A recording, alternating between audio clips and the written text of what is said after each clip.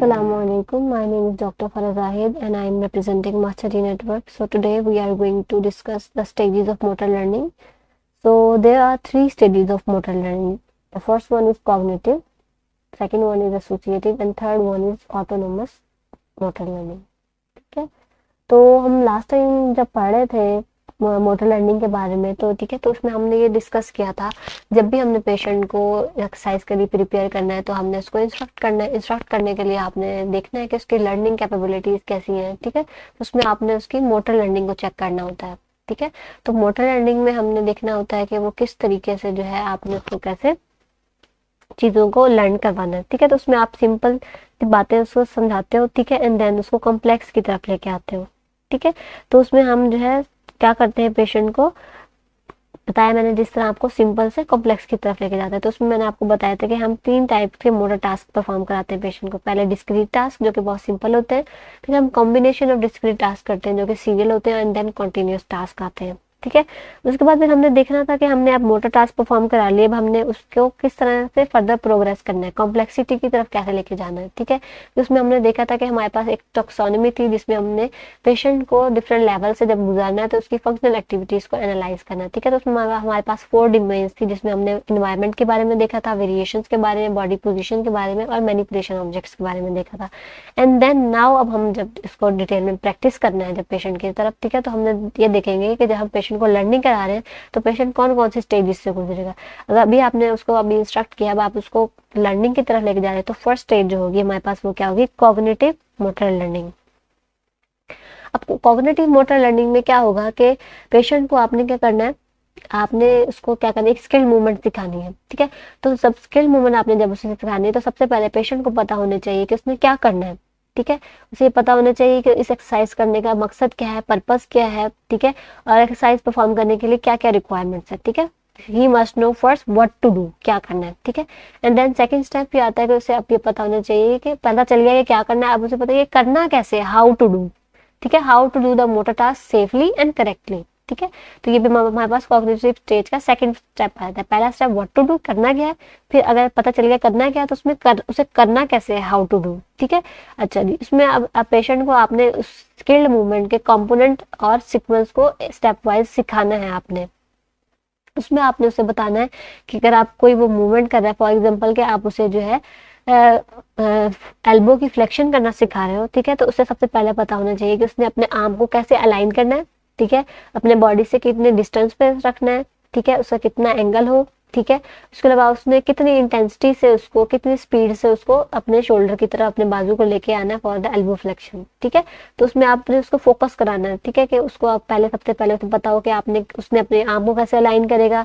ठीक है, कितने दूर उसको लेके जाएगा, कितने करीब लेके आएगा, कितनी इंटेंसिटी के साथ और कितनी स्पीड के साथ लेके आएगा। ठीक है, तो जब वो अपने मूवमेंट करेगा, ठीक है, तो जब अपना उसका सारा फोकस अपनी मूवमेंट पे होगा तो उस एक्सरसाइज को फील करेगा, उसे महसूस होगा कि उसके मसल कॉन्ट्रैक्ट हो रहे हैं। ठीक है, ठीक है, तो आपने जो है उसकी सारी की सारी अटेंशन जो है मोटर टास्क की करेक्ट परफॉर्मेंस की तरफ आपने लगा देनी है। ठीक है, बेशक अगर आप जो है इन्वायरमेंट की आप करवा रहे हो वहाँ पे डिस्ट्रैक्शन बहुत ज़्यादा है। ठीक है, तो पेशेंट जो है वो पेशेंट की लर्निंग के साथ क्या करेगा, इंटरफेयर करेगा, वो अपनी जो है प्रॉपरली अटेंटिव होकर काम नहीं कर सकेगा। ठीक है, तो इस स्टेज ऑफ जो फर्स्ट स्टेज है लर्निंग है, इसमें एरर्स बहुत कॉमन होते हैं। ठीक है, तो इसमें आपने ये क्या करना है, उसमें पेशेंट को बार बार जो है प्रैक्टिस करानी है। ठीक है, उसके एरर्स की करेक्शन करानी है। ठीक है, एरर्स की करेक्शन कराओगे तो पेशेंट लर्न कर लेगा कि उसने अपनी करेक्ट को इनकरेक्ट परफॉर्मेंस से कैसे डिफरेंशिएट करना है। ठीक है, उसके अलावा फिजियोथेरेपिस्ट बाबा उसके फ्रीक्वेंटली फीडबैक देगा। ठीक है, और उसके जो है उसे फीडबैक देगा कि वो सही कर रहा है या नहीं कर रहा। ठीक है, करेक्ट और इनकरेक्ट के बारे में उसे फीडबैक देगा। उसके बाद उसके अलावा जब वो इतनी ज़्यादा उसको प्रैक्टिस हो जाएगी तो वो अपनी सेल्फ इवैल्यूएशन खुद कर लेगा। ठीक है, तो ये हमारे पास कॉग्निटिव स्टेज में हमने ये चीज़ें लेके चलनी होती है। ठीक है, अब वो कॉग्निटिव स्टेज से आपने उसको गुजार दिया, उसकी लर्निंग करा दी। अब नेक्स्ट जो हमारे पास स्टेज आती है दैट वन इज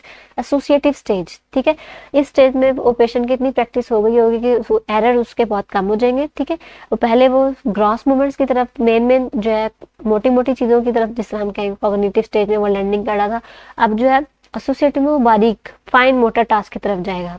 ठीक है, इसमें जैसे मैंने आपको बताया था कि हमने कॉग्निटिव में समझे कि उसे एल्बो फ्लेक्शन सिखाई। ठीक है, अब हमने एसोसिएटिव स्टेज में क्या करना है कि उसको आपने आपने सारी मूवमेंट्स, एल्बो फ्लेक्शन सिखा दी, रिस्ट फ्लेक्शन सिखा दी, शोल्डर फ्लेक्शन सिखा दी, एक्सटेंशन सिखा दी, सारी मूवमेंट की आपने ट्रेनिंग करा दी कॉग्निटिव में, ठीक है। अब जब हमारे पास एसोसिएटिव आएगी उसमें आपने उसे पेंसिल पकड़ना सिखाना है, ठीक है, जो कि हमारे पास फाइन मोटर टास्क आ गया, ठीक है। ठीक है, तो इस लर्निंग में आपने जो है, आपने पेशेंट किस चीज पे फोकस करेगा कि उसने उस मूवमेंट को कितना कॉन्शियसली और एफिशिएंटली परफॉर्म कराना है, ठीक है। उसमें पेशेंट को अपनी मूवमेंट करते हुए प्रॉपर टाइमिंग, प्रॉपर डिस्टेंस के बारे में जो है उसको रिफाइनमेंट पता होनी चाहिए, कितना प्रॉपर टाइमली जो है उसने मूवमेंट को स्टार्ट करना है और कितने डिस्टेंस में उसे लेके चलना है, ठीक है।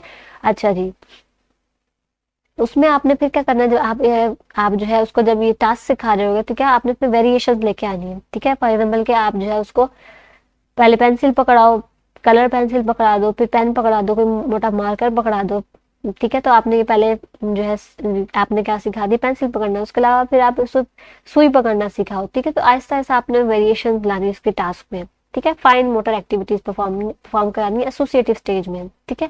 अच्छा जी, इसमें आपको जिस तरह कॉग्निटिव स्टेज में मैंने बता दिया था कि जब उसे करेक्ट इनकरेक्ट का पता चलेगा तो सेल्फ इवैल्यूएशन भी करेगा, उससे फीडबैक भी मिल रहा होगा, तो ठीक है, तो पता चल जाएगा कि इसने करेक्ट और अनकरेक्ट को कैसे डिफरेंशिएट करना है, ठीक है। तो इस एसोसिएटिव स्टेज में वो खुद ही जी अपनी एरर्स को क्या कर लेगा, सॉल्व कर लेगा। तो इसमें बहुत कम उसको फीडबैक की जरूरत पड़ेगी फ्रॉम द थेरेपिस्ट, ठीक है। अच्छा जी, तो उसमें वो क्या करेगा, वो खुद ही एरर होने से पहले ही खुद ही एडजस्टमेंट कर लेगा कि एरर ना हो, ठीक है। ये एसोसिएटिव स्टेज मीन्स के उसमें पेशेंट जो है अच्छी खासी लर्निंग सीख चुका होगा, ठीक है। इस स्टेज में मोस्टली जो है पेशेंट को हॉस्पिटल से डिस्चार्ज कर दिया जाता है, ठीक है। तो लास्ट जो हमारे पास स्टेज है दैट इज ऑटोनोमस स्टेज, ठीक है, जिसमें उसकी मूवमेंट्स क्या होती है, ऑटोमेटिक होती है। जिस तरह हम लोग नॉर्मल है, ठीक है, हमें पता है कि हमने यहाँ से चलना है, हमने कमरे का दरवाजा खोलना है, बैठना है, अब उठना है, अब ये क्या करना है, सारे काम हमें पता। हमारी मूवमेंट्स क्या होती है, हमने वो अच्छी तरीके से लर्न की हुई होती है कि हम बेध्यानी में भी चल रहे हो तो हमें पता है कि हमने कहाँ से गुजरना है, क्या करना है, ठीक है। तो मूवमेंट्स क्या है, ऑटोमेटिक, ठीक है, ये ऑटोनोमस स्टेज आती है। इसमें पेशेंट को अटेंशन की जरूरत नहीं है अपनी टास्क परफॉर्म करते वक्त, ठीक है।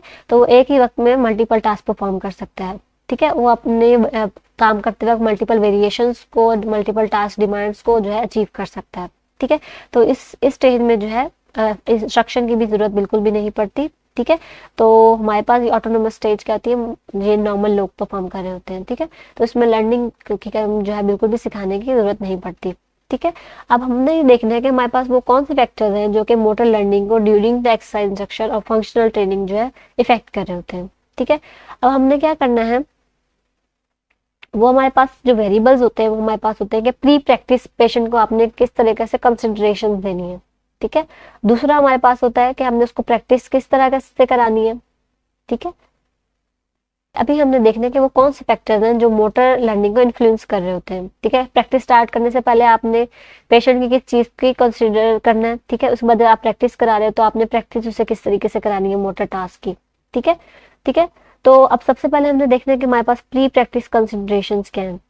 अब सबसे पहले पेशेंट को जो है जब एक्सरसाइज करे, ठीक है, तो उसको उसका जो पर्पस उसको अंडरस्टैंड करना पता होना चाहिए, ठीक है। उसको उस टास्क में अंडरस्टैंड करे, उसमें इंटरेस्ट ले, ताकि जो है उसकी स्किल वो अचीव कर सके और उसको रिटेन कर सके, ठीक है। जितना जितना ज्यादा मीनिंगफुल वो टास्क पेशेंट के लिए होगा उतना ही ज्यादा वो अच्छे तरीके से उसको लर्न करेगा, ठीक है। तो ये एक अंडरस्टैंडिंग इंपॉर्टेंट जो कंसिडरेशन आती है ड्यूरिंग द प्री जो है मोटर लर्निंग, ठीक है। उसके बाद अटेंशन, ठीक है। Attention to the task at hand also affects learning. जितना ज्यादा वो अटेंटिव हो, जितना ज्यादा अपनी स्किल पे फोकस करेगा उतने ही ज्यादा जो है वो इजीली जो है वो उस चीज को लर्न कर पाएगा, ठीक है। तो आपने क्या करना है, जब आपने एक्सरसाइज या प्रैक्टिस परफॉर्म करनी है तो उससे पहले आपने उसे इंस्ट्रक्ट करना है कि उसने अपनी पूरी की पूरी अटेंशन जो है किस जगह पर किस मूवमेंट की तरफ डायरेक्ट करनी है, ताकि उसकी लर्निंग जो है अच्छी तरीके से हो सके, ठीक है। अच्छा जी, उसके बाद थर्ड हमारे पास क्या आती है, डिमॉन्स्ट्रेशन, ठीक है। और आपने जब भी प्रैक्टिस परफॉर्म कराने लगनी तो पहले ही पेशेंट को वो टास्क परफॉर्म करा कर दिखाना है, ताकि वो उसे अच्छे तरीके से उसे समझ आ जाए, ठीक है, कि उसने वो टास्क किस तरीके से परफॉर्म करना है, ठीक है। जो आप उसके साथ साथ आप पेशेंट को वर्बल इंस्ट्रक्शंस भी दोगे, ठीक है, जिसकी वजह से वो चीज़ों को अच्छे तरीके से समझ सकेगा। सबसे पहले उसे पता होना चाहिए कि एक्सरसाइज क्यों कर रहा है, उसको अंडरस्टैंडिंग हो उस चीज़ की, ठीक है। दूसरा मैंने आपको बताया कि उसे पता हो कि उसने किस चीज़ की तरफ फोकस करना है। थर्ड, आप उसको डिमॉन्स्ट्रेट करोगे, साथ साथ उसको प्री प्रैक्टिस वर्बल इंस्ट्रक्शंस भी दे रहे होगे खुद। एक तो फिजिकली भी परफॉर्म करा के दिखा रहे हो और साथ साथ वर्बली भी आप उसे सिखा रहे हो, ठीक है। एंड देन नेक्स्ट हम फर्दर इंशाल्लाह कंटिन्यू करेंगे। तब तक के लिए अल्लाह हाफिज।